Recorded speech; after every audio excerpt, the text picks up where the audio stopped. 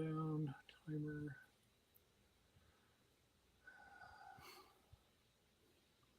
All right.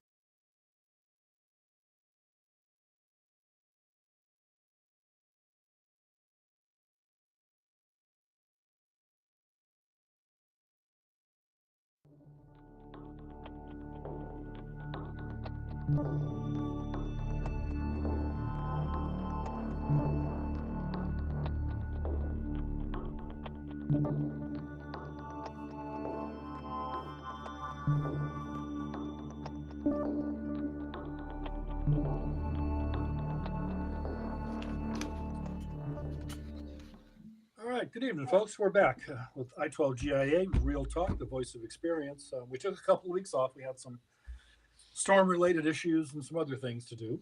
So we're back now, hopefully, and we'll be able to keep this going for a while. You've got myself and the Nomad down there on the bottom, and Rennie's up on top. A little bit of housekeeping stuff first. I want to go ahead and thank our sponsors, Peace of Mind Training and I-12 GIA. The opinions that we have are our own and in no way reflect the thoughts, opinions, or concerns of our sponsors, which are those guys. Okay, even though we are those guys, sort of. I'm going to start off with a couple of. We're going to do current events tonight as the plan for this evening. There is so much going on in the world here now. Ray and I talked a couple of days ago trying to get some kind of a setup together, and for tonight, and some kind of topic list. But it changes like every 15 minutes. Something else would pop up on the radar that was new and exciting to talk about. So we're just going to kind of run with current events. We're not scripted at all tonight. We're just going to talk about shit. It's a little bit of a different format because, after all, we are the voice of experience. There's like some of us were around when the dinosaurs were doing this kind of thing, and Fred Flintstone was driving a patrol car with his feet out the door. So anyway, that being said, a couple of things have come up in the last few hours that caught my attention. One of which was a Boeing satellite that's in geosynchronous orbit had an anomaly of some type and exploded. Um, Now, for those of us that aren't familiar with the geosynchronous orbit, that means that it stays in one place relative to the rotation of the Earth, which also means it's virtually impossible for them to be hit by anything. They're in a higher orbit. It's not space junk or meteorites or who knows what.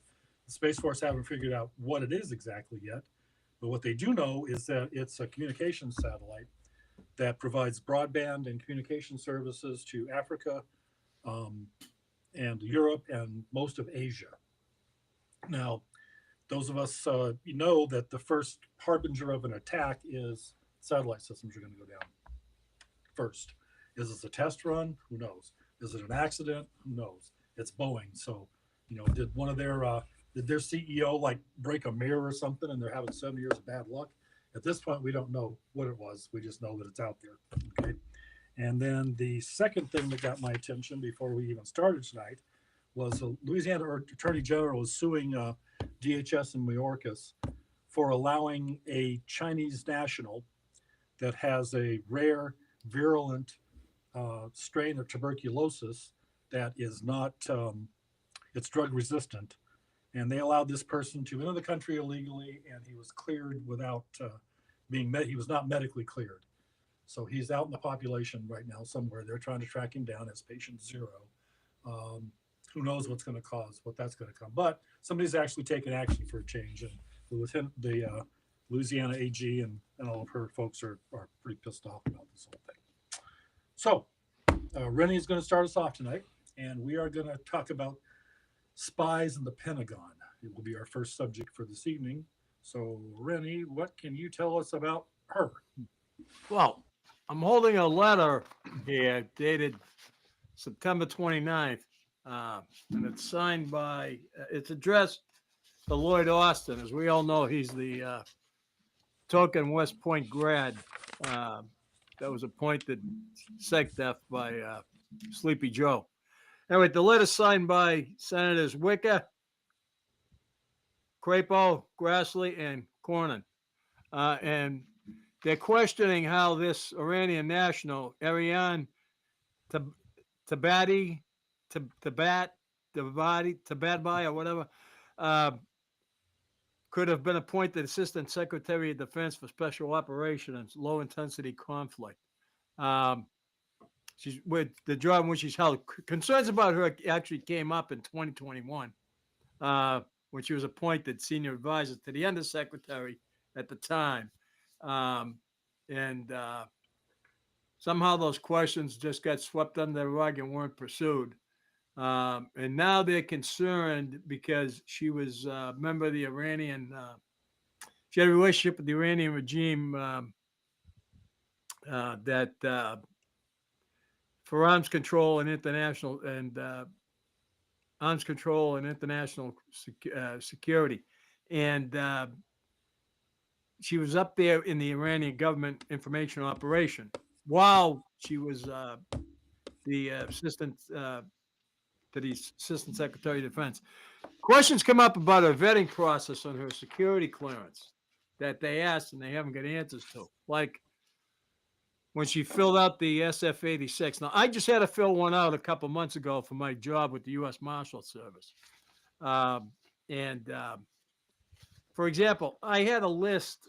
There's a box that you got to check when you fill out the form that says you acknowledge that any errors or omissions, whether they're intentional or unintentional, considered crimes under U.S. Code 18. And I had to list my son-in-law, who's a foreign national. He's from England. I had to list contact with his mother and father over Christmas and Thanksgiving of last year because they're foreign nationals. I had to list them all. So they're questioning how this lady can get into this position she's in. And they're questioning her security clearance, whether or not she lied on her SF-86, and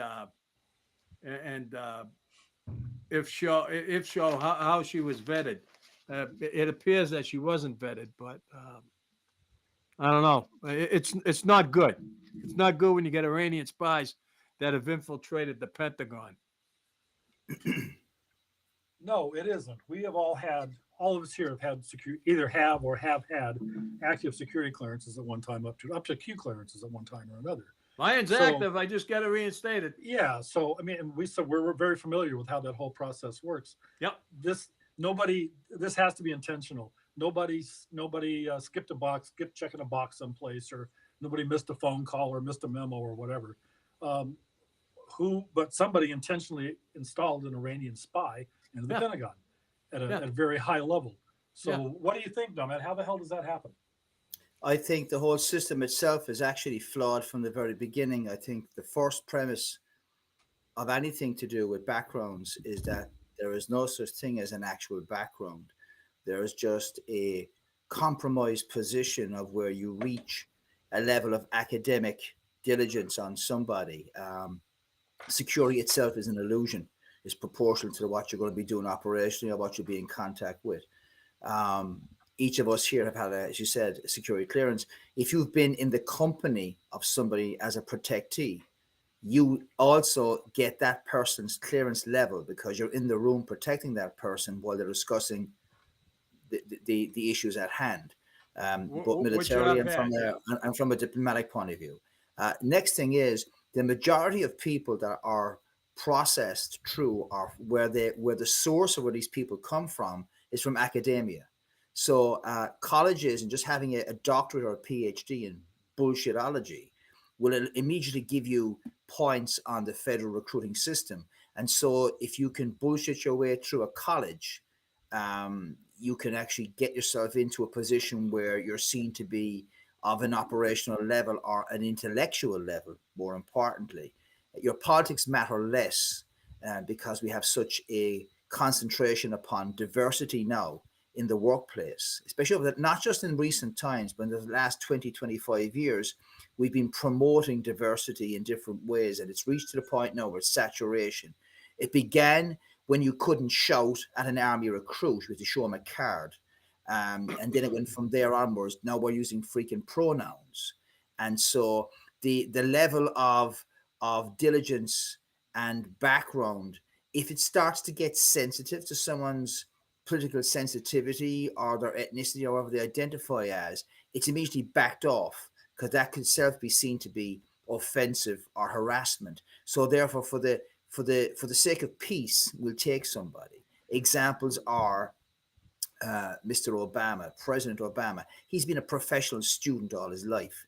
He's a constitutional lawyer and a community activist. He's never prosecuted a court case in his life before a judge. So he's never been a member of any bar. So so that the thing is that you can have a level of academia. And here's where I'm coming from with him, not picking just on him. It goes on both sides of the aisle.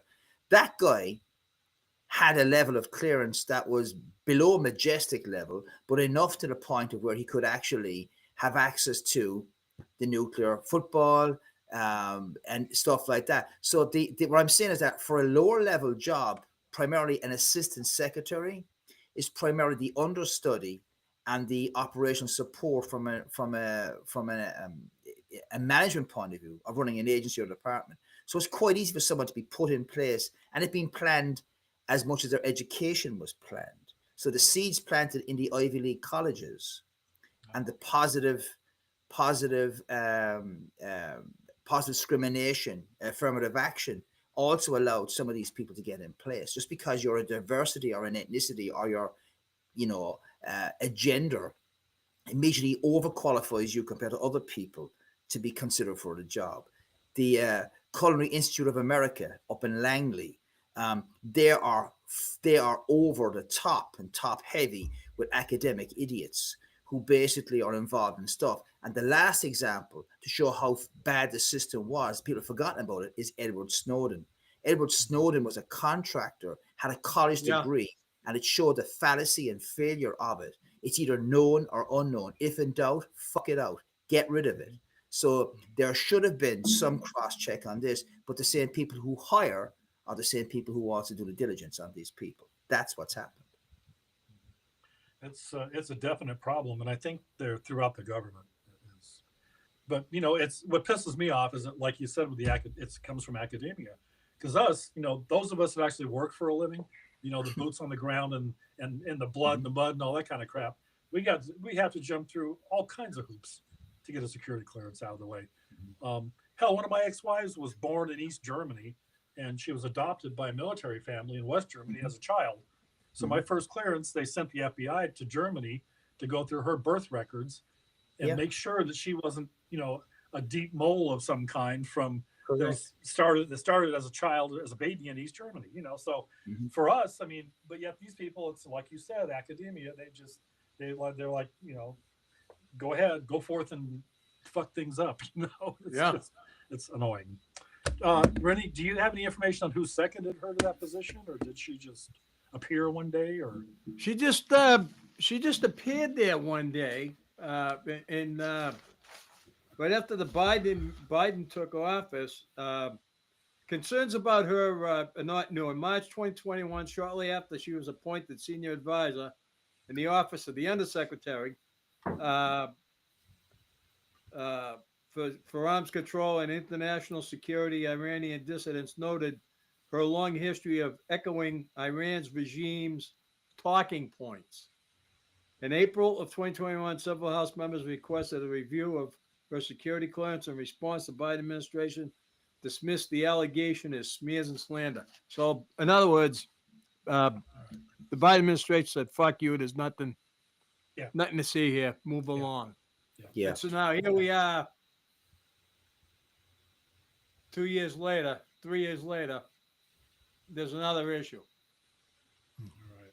Well, hopefully they'll get that mess sorted out. Okay, let's move on to the next topic, which is going to be another one that's all dear to most of our hearts, is the VA. When President Trump came into office, he pretty much cleaned out the VA. He had a check their reviews, and they were just horrible at that time. So he cleaned the whole thing up. He fired 4,000 underperforming VA employees, nurses, doctors, secretaries, everybody imaginable. And lo and behold, VA's approval rating went up to like 90% shortly thereafter. Well, here just a few months ago, Biden-Harris administration, their infinite wisdom, has reinstated or tried to reinstate those 4,000 employees. Now, letters have been sent out. They've told them they can come back to work if they want to. Apparently 1,700 of them have accepted that offer at a cost of $134 million in back pay to taxpayers. So I expect when President Trump comes back into office here in a couple of months, he's going to have to start all over again and get rid of the rest of them. Your expectations are very high. Yes, they are. I don't know. You guys have any thoughts on that? Any experiences of VA that you want to bitch about or discuss? I'll let my brother Nomad go first. Then I'll. All right, I don't have VA, but I have people. I have good friends of mine I serve with that have VA because I was foreign military. But I'm telling you, it is staggering to see the amount of sub industries that have spawned from the VA itself, and it is. VA stands for volume always. You'll always make money from the VA. Anybody who connected with services, any type of tests, any type of scheduling, everybody is driving a new car. Everybody is guaranteed the benefits of serving those that served, but they've fallen short on so much stuff. As relation to the thing, the VA to me was the epitome as a non-VA recipient. But having served, that they basically have been the epitome of the deep state. They are front and center. They pay lip service to what they do, but the actual operational ability of these people to manage stuff and help people. I have friends. I remember driving friends of mine to clinics, waiting for days to try and get an appointment. And it's an emergency and no one would see him. Then Trump did his thing, cleaned it up and allowed him to seek outside of the VA network certain types of treatment. And that helped a lot of stuff. But here's the problem. The money went elsewhere, didn't go back into the pockets of these guys. And all of these guys, I bet you, if you were to research who they voted for, it's for those that kept them in the greenbacks in their pocket. And there's a pride amongst veterans that they don't ask for anything that they don't deserve. The nature of a veteran is to put themselves second, third, and fourth, not first place. So to me, it's just to sort of consolidate some votes in a very closely fought election in just a matter of 2 weeks or so, and they're doing what they can to try and bolster support, because where the VA personnel go, also our unions, teachers, and the whole community of all these freeloaders that have basically been parasites on the backs of veterans and their needs for years. Mm-hmm. Apparently, unions were very active in having all these people reinstated and addressing this. The government medical workers union, I'm sure, which is definitely unfortunate. Okay, something else that's come up is in relation to the Posse Comitatus Act, which again we're all familiar with. Starting with as a result of 9/11, a lot of things in the national security stage changed. And one of those was the authorizations to use the U.S. military in various functions within the United States. Mm-hmm. So just recently, there's been a DoD authorization. It's 5240.01 that authorizes direct military intervention in circumstances where civilian law enforcement is overwhelmed by either acts of violence or radiological incidents, dirty bombs, direct acts of terrorism. And they have authorized the use of deadly force if necessary against American citizens by the U.S. military. Of course, that has everybody in the world up in arms because that's not supposed to happen.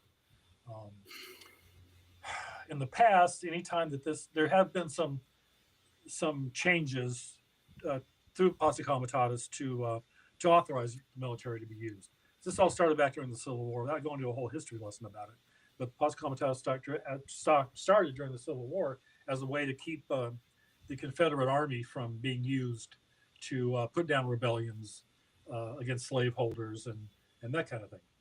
So that's morphed into various sort of things over the years. And in the past, it's taken an act of Congress or a constitutional amendment to change those things, okay?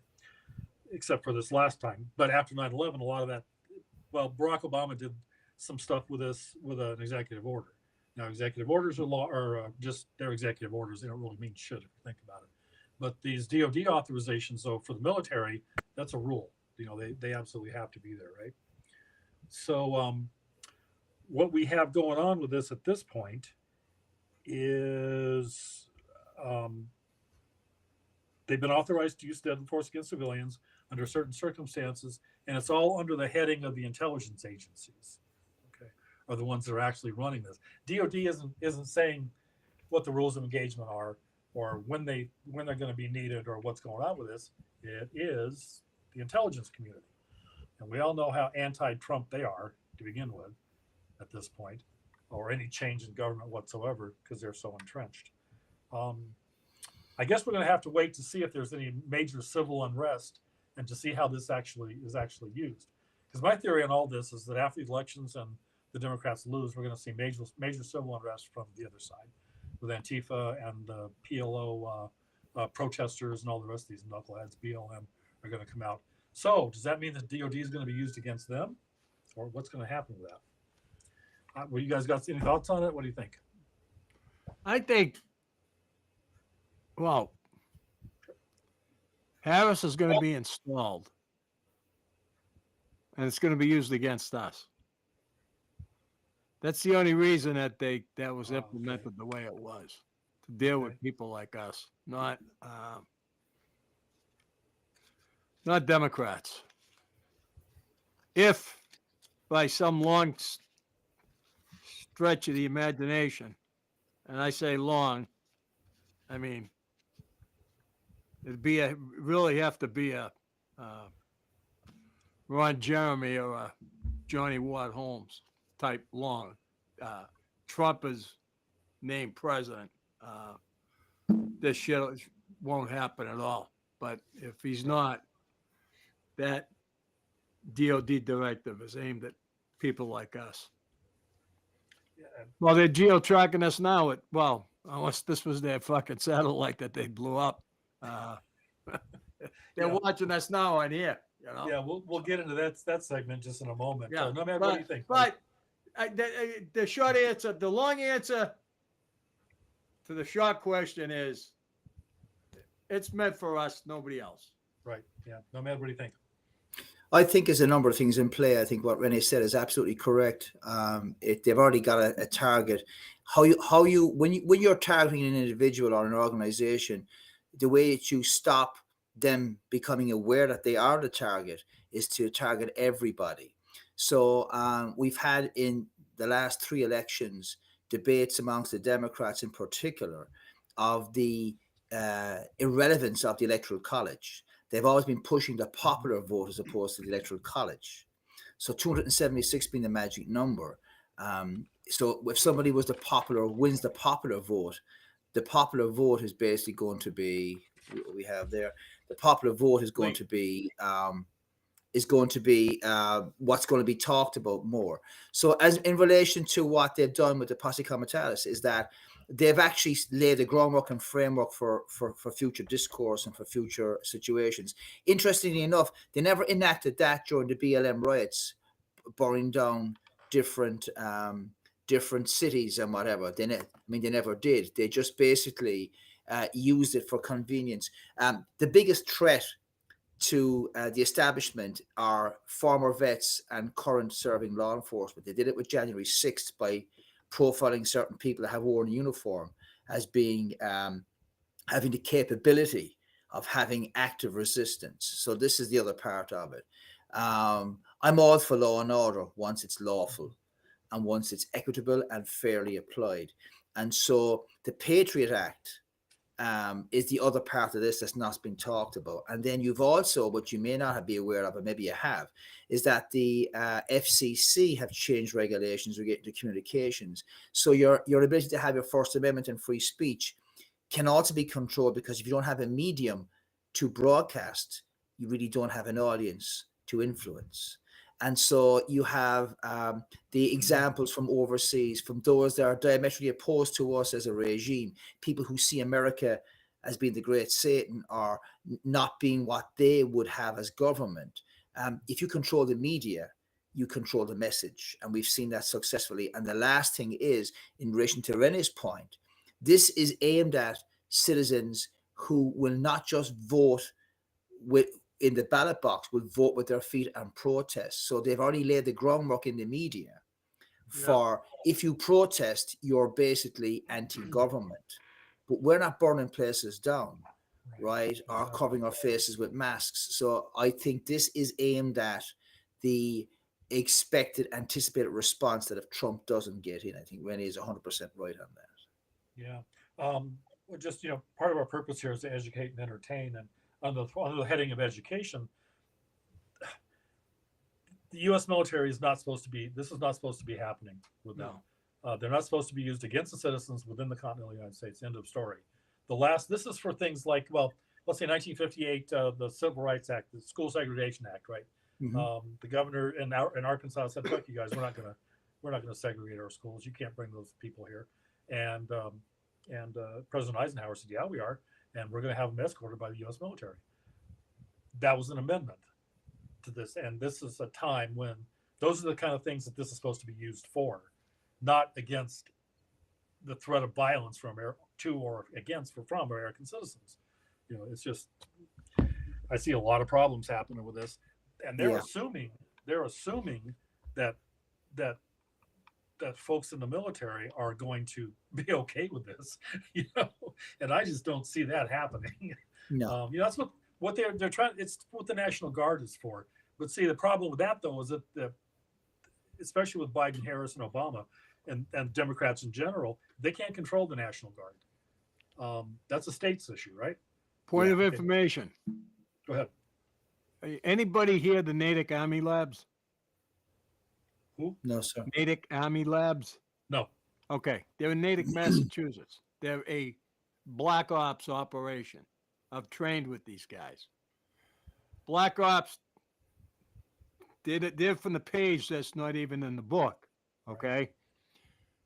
The reason they're allowed to operate without impunity in the Commonwealth of Massachusetts because their titles have been revised from Black Ops active duty to National Guard. So on paper, they're under the auspices of the governor. So they're allowed to do what they do. That's how they get around that. They take these forces that they want to use, they reclassify them as National Guardsmen, Title 32, bang. Yeah. It's like they're on a state payroll, not a federal payroll. Huh, that's an interesting concept. Yeah. I don't know about that one, fellas. I guess we're just going to have to wait to see how that all works out. Oh, they've been doing it for years. I trained with them. Yeah. Well, yeah. No, I mean this last specific one, this 5240.01 authorization. We'll see how that works. I think if it comes to a shooting war, I cannot imagine the vast majority of military personnel shooting back at American citizens. You would hope not, but I know. I read an article not too long ago. FEMA in Massachusetts was the recipient of 2 million body bags. So, well, that's right. You did say something about that. Yeah. We were talking about that too in reference to the FBI going out and how all this plays into this. What this current topic is the FBI. One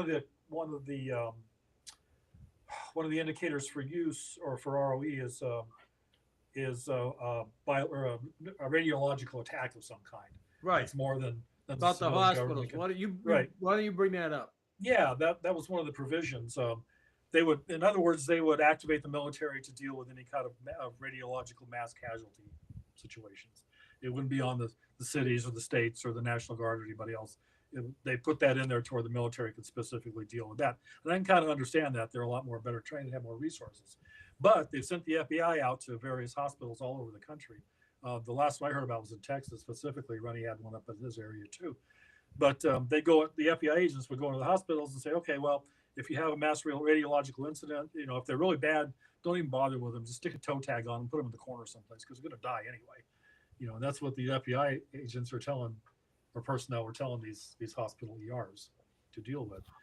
So why? I mean, why are they? Is there a threat of a dirty bomb of some kind? Is that a major concern? Is that just a justification for this? What? Big concern. That was a big concern after 9/11 because I remember they took 40 of us from various areas and they sent us to hazmat tech school and EOD tech school. And we were part of a 40-man response team. We worked out of Beverly, Massachusetts, out of the FEMA headquarters. So they've had this plan in place for a while. Now I guess it's the opportunity to bring it to fruition. You know, There's another aspect to this as well. If I just to add to that, I'm not just saying, and absolutely going in tandem with what Renee is saying. From the non-US perspective, this has been laid out since the mid-50s, since the Cold War. We're back in history to a Cold War again. We've also effectively got McCarthyism by a different perspective now in the US. It's so easy now to be identified as a homegrown violent extremist. Even our broadcast right now could be deemed to be, if someone wanted to make it such. First Amendment, God bless America. But however, depending upon the prevailing wind, you can have it. And so, hey, Mr. Lee, how you doing, buddy? So it is a situation where if you express an opinion, you are risking the wrath of the FBI or any other entity. And the thing is here, the key to this is your 10th Amendment. If you're a federal agency and your governor says no, you feds mind your business, you step out of it, having worn both sides and both pairs of shoes. Constitutional officers like sheriffs, governors, assistant governors, every state has a constitution as well as the US Constitution. This thing could some of this, if it really went tits up, as we'd say back in the UK, right? This would actually end up breaking the union to a certain degree, because people will decide this is just too much for what we're doing. And you're seeing it now from everything from suppressors and silencers in Texas to stuff that EPA regulations. So there's a history of states being effectively able to say no to this. And if you cut off funding or the ability to receive federal funding, you can do it. Every license holder in every state in the US and territory is part of a militia governed by that governor. They can enact a state of emergency. DeSantis here in Florida has successfully shown how you can effectively ignore the government, ignore the president's office, ignore executive action. Obama said, I've got a pen and a phone, and he used it. But people learn from that. And I know Mr. Lee wants to come in on this now, but I'm just saying is that we have already effective legislation on the books within each individual state to say, we're not accepting this. And so if you have an economy and a political maturity to say no to a government, you better be prepared to be on your own for a certain length of time. But the federal government needs the states more than the states need the federal government. That's the key to it. Okay. Hey, Lee, what's going on, buddy? Gentlemen, good evening. How are you? I can hear you. Why don't you Hey, Mr. introduce Lee, how yourself you doing, real buddy? quick? good to Yeah, see tell you, us- brother. Tell her, Yeah. we've added like 10 million viewers since you were last on. So why don't you tell them who and what you are, so everybody knows what the smiling face is all about. So, my name's Lee. I'm an EMS guy. 20 years. I spent 10 years in the Marine Corps, 2 combat tours. Been a martial artist all my life. Blah blah blah blah blah. Right. So, you know what I'm going to say is, prepare to self-rescue. Yes. We end every show with your wise words, your sage advice. Yes.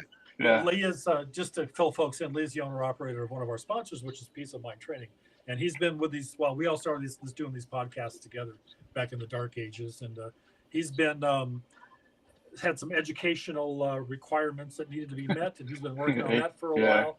For the last 6 or 8 months, he's been delving knee deep in that, getting smarter by the day. So Well, I know about all that, but thanks. Well, hopefully we're going to have his smiling face back. So when you pop in to see us and visit with us, you're going to see him too, because he can definitely help to educate, and he's certainly entertaining. So we'll kind of Amen for that. go from there. All right. What do you want? Do you want to say anything about the last bit of the conversation there, or do you want to? Anything you want to add to that? It was covered very, very clearly, and the challenges are always going to be at what cost, and I always say that, at what cost are we going to do what we do, or what cost are they going to do what they do, and how is it going to affect us? Okay. What, So- Lee, what are they doing What's the Yeah. current state of affairs in New York? Right now, it's status quo. It's status quo. Nothing's changed. Nothing's moving fast. Nothing's moving slow. There are no public red flags and very few private red flags right now. Okay. If there were, you I'd be heard the first one to say Have it. you heard anything about the FBI visiting hospitals down there? No. And Talking actually, about- no, talking when I heard about- that, Radiological emergencies and stuff like that? absolutely not. And I have a lot of connections with the ER guys and gals because that's what I do every day. I'm in, you can't tell right now, but I'm in the ambulance right now and riding. And I know a lot of these people. I can tell you that there's a little bit of a miscommunication there because the FBI cannot go to the ER without going through hospital administration. Mhm. Those people won't talk to them Mhm. unless hospital administration allows them to. So Mhm. if it's not just the ERs, it's got to be the entire floor. You know, and like on the 26 or 36 hospitals, you know, in the 5 boroughs, probably more than 40 now, in the 5 boroughs, they got to talk to those administrators and get that okay first. They're not going to pop in and say, oh, you do this. Because the ER nurses and the ER docs and the triage nurses will be like, yeah, go fuck yourself. We're not doing that. Yeah. Now, Mhm. have you heard anything what Rennie was talking about the 2 million body bags that FEMA just received for that part of the country? I heard about it. And that's not the first time. Okay. That's like the second or third time. Yeah. Wow. Yeah, you're right. It's not the first time. You're right. Lee. Yeah. That does not bode well for any of us. No. No. No. But Okay. one of my other favorite sayings is it's also could be some saber rattling, Mhm.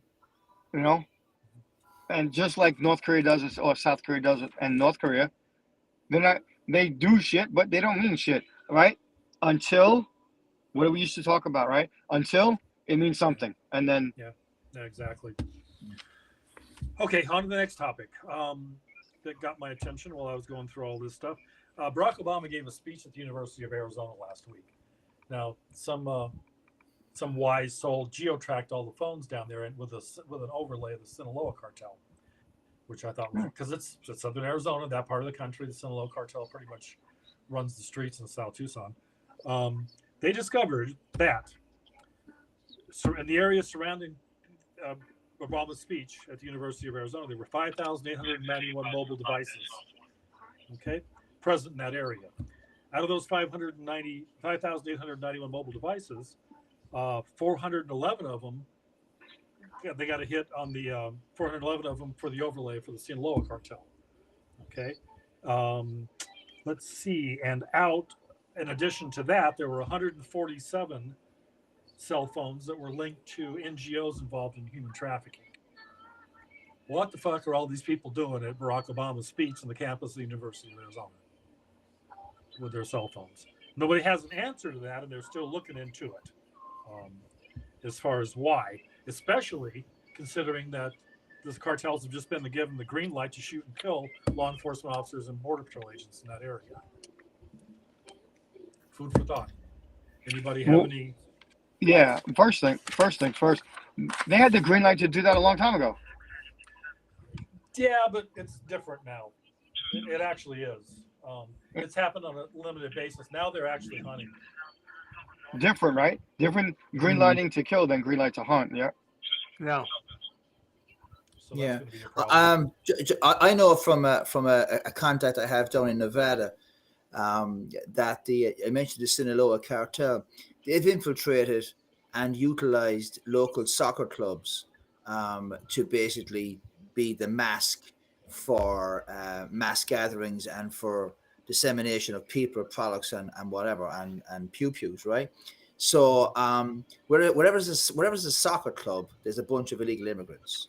And that's soccer is big, interesting, yeah. big deal in Central and South America and in Europe as well, obviously, Yeah. where I'm from. But so the Sinaloa sponsor a lot of soccer clubs in all over Las Vegas, Nevada, Reno, all over across Arizona, everywhere.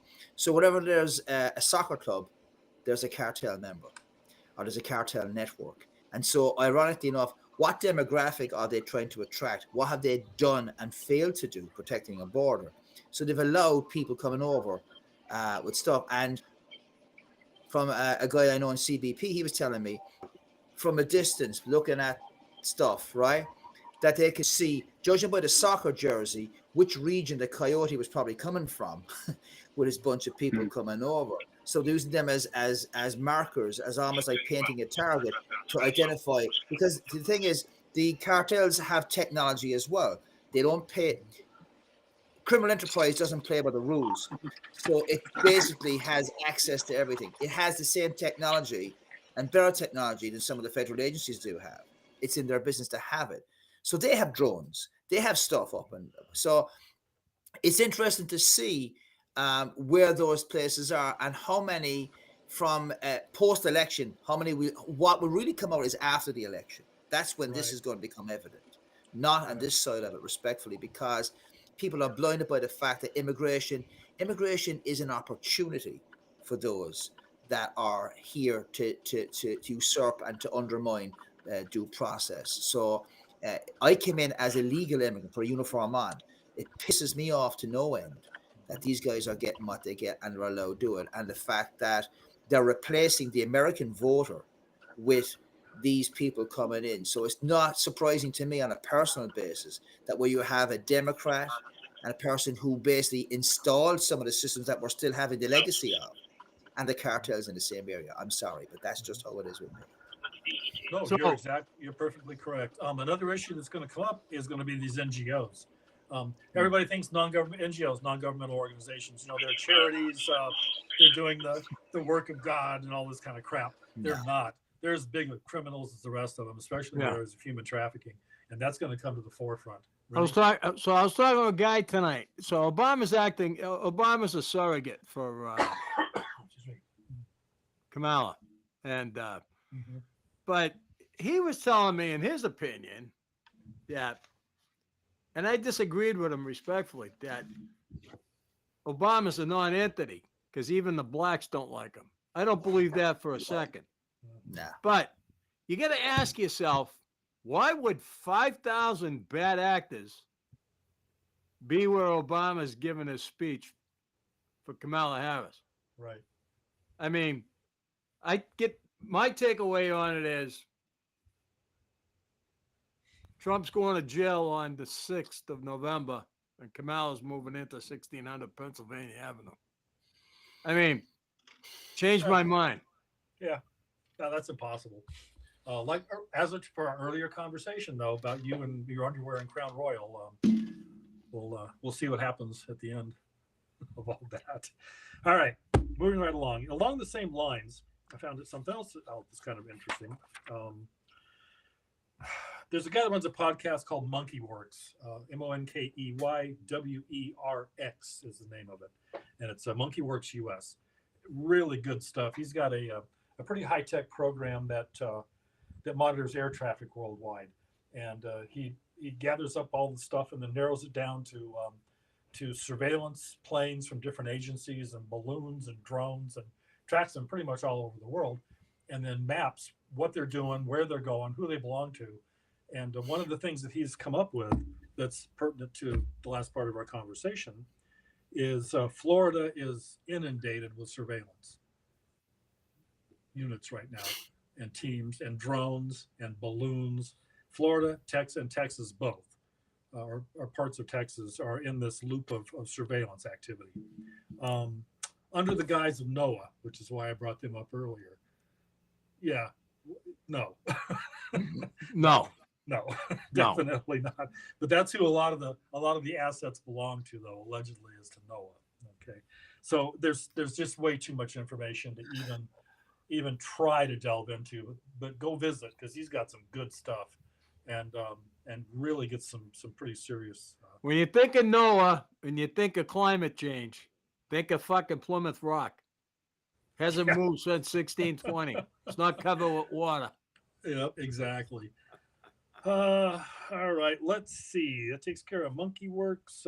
It is a pretty good. I don't know what program he uses. It has a certain name, and I forgot what it is. I should have written it down, but I didn't feel to do so. But it's pretty intense, though. There's the takeaway from him was that everything that we do is being watched by somebody. Everything we do, everything we say, it's either our government, a foreign government, a private entity of some kind, Amazon, Facebook. Somebody's watching everything that we do or say. Yeah. So you can Hey, either Chet, yeah. you see Annie's on? see who. Annie. Oh, is she? Oh, I talked to her earlier, and she was not going to be able. Said she wasn't going to be able to. Because She's on the phone. chat. There we go. Oh, okay. She's on Yeah. chat. Yeah. Yeah, she's All saying right, that the cool. power is still off on the west coast of Florida. I mean, I'm in Florida, so I was part of a response end to what happened. Unfortunately, it's becoming more and more commonplace right now. So, and love and sympathy with you at the same time. I totally understand. I have people I know down in Clearwater Beach, down in Petersburg, Tampa. It's been one hammer after another, but appreciate you being on and reaching out to us and making the effort under extremely difficult conditions. So sincerely to you and your family, the very best of everything, and hope things get better soon. Yeah. Thanks. Just Ann. mentioned Ann Florida. is- She's one a long-term Ann is- listener. Yeah. Well, yeah, Ann is a long-term participant with us, and probably one of our most loyal. important to us. Yep, Yeah. yep. Just like, can I change track a second before I just jump in? You mentioned about Certainly, Florida yeah, and yeah, surveillance, of course. right? Okay. Yeah. If you look up at the sky in Florida at any time, your retina is scanned. Yeah. Will we have a space program or a space control type of whether it's in the Johnson Space Center in Texas or anything along Alabama or along over to on the east coast of Florida? It is primarily it's space and missile defense. So aerospace is a huge industry. So we've got aerospace. You have a big target on you from either the Chinese or just pick an enemy, right? They have something on it. So that's primarily the first thing. Second thing is it's the front line of immigration right now. It's no longer South Texas, Arizona, Nevada, California. Florida is front and center on immigration from a CBP point of view and from an immigration point of view. We have a fusion center in Miami. We have other fusion centers around the country. That's why Georgia up in Glencoe has the Federal Law Enforcement Training Center. It's deliberately sited there, so it's furthest away from certain types of things. If anything was, God forbid, to happen, it could still function as a hub. I'm aware of where prison facilities are already designated as mustering points, rendezvous points for staging in the event of a mass situation. It may not be another 9/11 on a national basis. It could be a 9/11 on a state basis. So every state has done that. So FEMA, again, front and center. As regards with NOAA has technology that is utilized by defense. So you expect it to have a sinister passive role in surveillance. And everybody in America, around the world, needs to understand that you're under surveillance actively and passively 24/7. And that's just it. Israel proved it. Israel, using their Lavender system, which is an AI-driven facial recognition system, Yeah. they have everybody's Facebook and Instagram since the thing began. So they have your face. And if you're an enemy of Israel, they can target something on your ass and wipe you out. Just look what's happened in this past month, from pagers going bang to sitting on a toilet, and all of a sudden the bottom comes over your world and the world comes through your bottom. God bless Israel. Without a shadow of a doubt. Let's not forget with Florida too, though, that SOCOM's in MacDill. So that's another big issue. Well, Space Force have two bases they have two public bases, Patrick Air Force Base, which is Space Force Base on Vero Beach, and you've got MacDill, which is now Space Force over on the Tampa way. So it's a big shiny target for all those things that are, non-American. Yes, isn't that the truth? All right, let's see. What do we want to discuss next? I got a funny story if you want to break up the monotony. Sure, Yes, please. Sure. We need some I relief, talked buddy. to a buddy. I talked to a buddy of mine the other night. I called him. He retired from the Marshal Service. All right. So I told him, I said, I'm going to work for the Marshal Service. So he's saying, what did they offer you? I said, aviation, transportation and the courthouse. I goes, I'm kind of liking the idea of the aviation. I goes, you Yeah, get to, that'd be me you too. get to wear That'd be me too. cologne, you get to look good, hang around with classy looking chicks. You're screwed, Renee. You're screwed straight away, buddy. Hey, you know what he says to me? He goes, aviation is the flight deck. I go, yeah, you're on a fucking airplane. He goes, no. He goes, they pick up a cartel member in Colombia. Your ass is on a fucking Learjet down there to pick him up. Yeah. He goes, dangerous work. He goes, you want to say no to those assignments. So that kind of popped my balloon a little bit. Yeah, I told him to Yeah. think Con Air. I pulled over and I cried. Great movie. Yeah. Yeah, I remember. Con Air, I remember. We had somebody. We had a transponder-free mode of transport, and we were talking to the guy. And allegedly, my memory is very sketchy on this, but apparently, we suffered a decompression, and we had to drop just about 100 feet above the deck. And all of a sudden, the fucking hydraulics failed, and the door flew open. And fucking next thing we knew, he couldn't swim. I went, fuck, how did that happen? But apparently, anyway, we went around to pick him up. But by then, SpongeBob and Patrick in Bikini Bottom had gotten him. And we said, oh, well, we'll just get another one. So, yeah, Uber with handcuffs in the air is maybe not a good idea for you. And I don't want to see you wearing a skirt, being a trolley dolly, passing out snacks and Pepsis and winks and nods as you go along I'm the passing on the aviation gig. Yeah, Please do. Yeah. Please do. good idea. Yeah. Yeah, they All right, led Phil. me down a straight path on that one. All right, fellas, got about 10 minutes left. The Wonderful. last thing I want to talk about is, and it's something that's near and dear to all of our hearts, which is firearm safety. And I'm thinking about maybe titling a segment on dumbass Democrats with guns or something to that effect. There's been a It's few. a mini-series, buddy. I know where you're going with it. Yeah, well, we have Walls, who's trying to make himself he's the example they're holding up of manliness in America, who can't figure out which end of a- Tampon Tim. Yeah, okay, yeah. yeah, he can't figure out which end Wonderful of a creature. I think A you're wonderful talking about the Lee Zeldin picture, right? well, that's one, yeah, but this is the guy that can't figure out which end of a shotgun shell goes in his gun. Yeah. But no, what I wanted to discuss was Kinzinger and Kuntz, or whatever his name is. Yeah. Chris Coons. Chris, yeah, Yeah. it's a different guy. This is a new guy. His Kuntz, Kunce, Oh. is what his name is. He's running for some office somewhere. I And won't say apparently- his name at my accent because it'll sound like something else. It'll rhyme with Kuntz, punt. yeah. Yeah, well, yeah, I think that's how I pronounce it too, was cunt. And after looking at this guy, yeah, that's pretty much where it is anyway. Well, anyway, That was for you, Rennie, buddy. That was for you, buddy. Yeah, they're doing these two knuckleheads found a gun range someplace. It looks like it used to be in somebody's backyard, and they drug a bunch of tables and shit out there. And yeah, I'm surprised you haven't seen it. It's been all over. Well, anyway, Oh, I saw the pictures. Yeah. you saw the pictures? Yeah, okay. He had So his you got glasses up on his head. Yeah. They had no ear protection. right. This was Kinzinger. Okay, Yeah. we all remember who he is, right? Yeah. All right. Allegedly a lieutenant colonel in the Air National Guard. Right. He's no longer employed as a politician. But anyway, so they're at this firing range. They're going to be manly Democrats, although he's a rhino, but I don't know what the hell he is anyway. They're all going to be manly Democrats. So they're firing an AR with a long range scope on it. It looked like maybe a vortex, like a 1,000-yard vortex scope on top of this poor AR with the little bipod hand grip thing. But anyway, they're firing it at steel from 3 yards.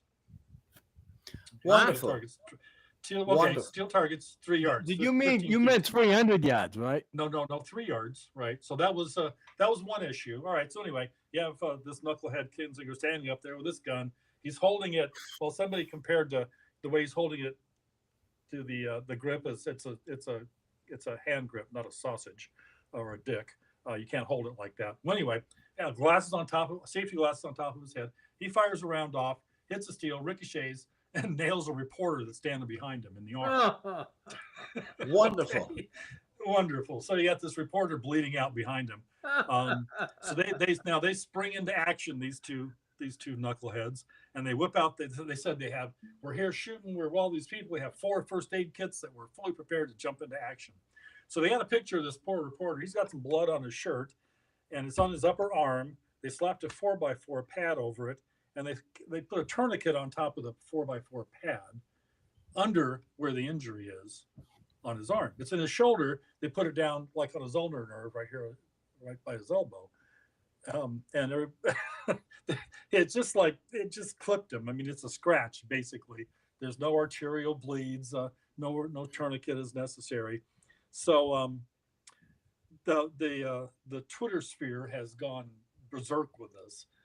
If you guys get a chance to go on there and look around, there are, it's just so dumbass Democrats with guns. I don't know what else to say about it. I saw it before we came on the air. Oh, that's the other thing. Yeah, it's pretty humorous. So they have a shooting table laid out more or less. They've got like 15 different guns on there, rifles on tripods with scopes and all kinds of crap. But there's like 4 or 5 cans of Tannerite sitting on this table also. My God. 3 yards away from where they're shooting steel targets with rifles. Yeah. Did you ever see the? Yeah, go ahead. Go ahead. Go. There are some natural idiots that you just can't eat. Sometimes I think God made a mistake, and God forgive me for saying this, but some of these people should have been swallowed, right? And that's all I'm going to say. No more. Or maybe spit. I'm not even sure if they should have been swallowed. Yes, forgive me. Yes, Anne is right. There are lots of dumbasses. Yes, there are. Thank you, Anne. You're absolutely right. Hey, I wouldn't put him in. I wouldn't give him a Nerf gun. Let alone put him in the Salvation Army crouton platoon at Christmas, giving out soup. Yeah. Some did you people ever really see the kid that fills the lawnmower with Tannerite and starts shooting at it? I blew my leg off. Part of the lawnmower come back and severed his leg right at his hip. Yep. Oops. Yeah, he's now asking around. But listen, you never underestimate the power of stupidity, because people really, I mean, it's we've all seen it. But I tell you, as regards firearms, the pistol brace is going to loom its ugly head again, and they're trying different ways now to get around it. And all the fun stuff, alcohol, tobacco, firearms, well, BAFTE with the explosives end of it. All that end of it now, all these things, there's going to be a last ditch attempt between now and January 20th, regardless of the election result, to try and push through some nonsense in relation to people able to defend themselves and enjoy their rights as an American. So be prepared to be assaulted by dumb stuff between now and the middle of January. And nothing can happen if we vote properly. And, that's the bottom line. It's just going to be, just filter out some of the nonsense that's coming. It's going to be off the chain between now and January. I'm telling you that right now. Sadly, yeah. Fortunately, the states are pushing back on a lot of that shit, though, and they're suing the feds for a lot of the stupid things they're trying. Well, Palmetto State is involved here in Florida. Palmetto State Arms is involved in a lawsuit to reference changing the laws concerning full-auto machine guns or NFA machine guns. Anyway, the FDLE, Florida Department of Law Enforcement, had an input on some of that, and they recently hosted something that I was aware of, where 3D gun printed examples were brought out and fired upon a state range, and what came out was actually surprisingly effective. But then some of these geniuses that work for that agency, they really went to town on some stuff, and it was like a bunch of kids after having too much Coca-Cola and candy, and they were giddy with delight until they ran out of ammunition. And it was the proliferation of what they call the ghost guns. You can't control that. It's too late already. It's just too late already. So the materials are what they're looking at to control now, instead of the actual hardware of the 3D printing technology. So that's how it's going to go. Same with ammunition. They will try the same. But that's a whole different show in itself, Yeah. That was what Obama tried to do with the Second Amendment. He tried to backdoor it, and he closed down all the lead smelters. I think there's only one left running in the country. Yeah. That's why there's such a shortage on ammunition now. Yeah. Because there's only one smelter in operation. Yeah, in fact, we had no gunpowder here being domestically produced. We had to import it. And the other thing with this, actually, funny, you brought something up, Rennie, which is very important. With the conflicts going across the world right now, there's bigger money in servicing a military contract, whether it's domestic Yeah. US or overseas. So that's where these guys are making their bucks right now. They don't care about the US citizen. People have had a Yeah. chance in a way to do it. Ammunition prices have come down to where they were before Obama got his teeth into it. And then you Yeah. have same with prices price of an AR is $400, give or take now, which is what it was. But anything that's old Warsaw Pact, Soviet Comblock stuff is still up in the prices. But the proliferation of home produced ammunition, it's gone. It's gone because you can't get primers, you can't get brass, you can't Right. get shit. So people are already starting to feel and see that in the stores and online sales with the banks checking and chasing what you're buying with your debit and credit card. That's the other Yeah. side of that to go around that, son. Yeah, that's why though, every now and then, I stop by my buddy's shop, a box or two here and there don't hurt. Yeah, Oh yeah, most Yeah. definitely. yeah. All right, fellas, we're coming up on our hour. We actually managed to fill everything and discuss everything that was on the list to talk about. So I guess we'll go ahead and start wrapping things up for this episode. Rennie, you want to say your see you laters? Yeah, greetings and salutations to my partner Jerry Uber, my boss Lieutenant Dennis Tucker, our partner Lee Schwarzberg, Peace of Mind Trainer, Brother Joe, for sponsorship and his hard work. And you guys, I love you. My hat's off to you. I always get your sixes. That's all you need to know about me. Gotcha. No, man. Uh, What you got, man? Everybody, thank you again for the opportunity, and thank you for actually tuning in and giving us the opportunity to be part of your chosen source of information and discussion. Sympathy and love and support to everybody, for Anne in South Sarasota and everybody else in Florida who's been impacted, and all throughout the East Coast with the stuff that's been going on with the weather. Don't lose faith. Stay red, white, and blue. Vote properly. Make sure you get out and vote. Some of the best patriots we're going to see are going to come out of those places hardest hit with the hurricane damage. They will make the effort and get out. And if I die in the morning, please don't let me vote Democrat. Yeah, no shit. Right up there with Jimmy Carter, because he voted after he died. So, all right.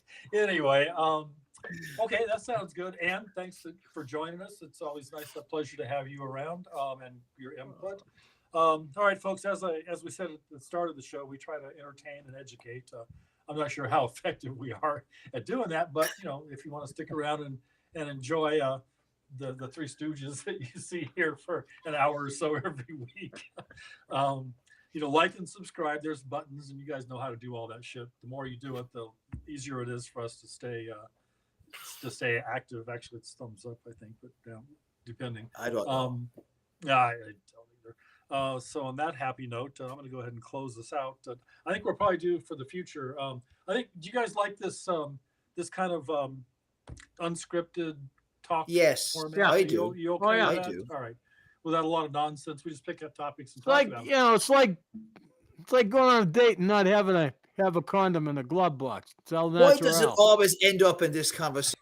I don't with know. Rennie? I A don't glove know. box, a condom, and then he finishes with "prepare to self-rescue." We know what that means Yeah. now. Yeah, no shit. But all right, then we'll keep this we'll stay with this format then for the foreseeable future. Things are changing daily, by the hour.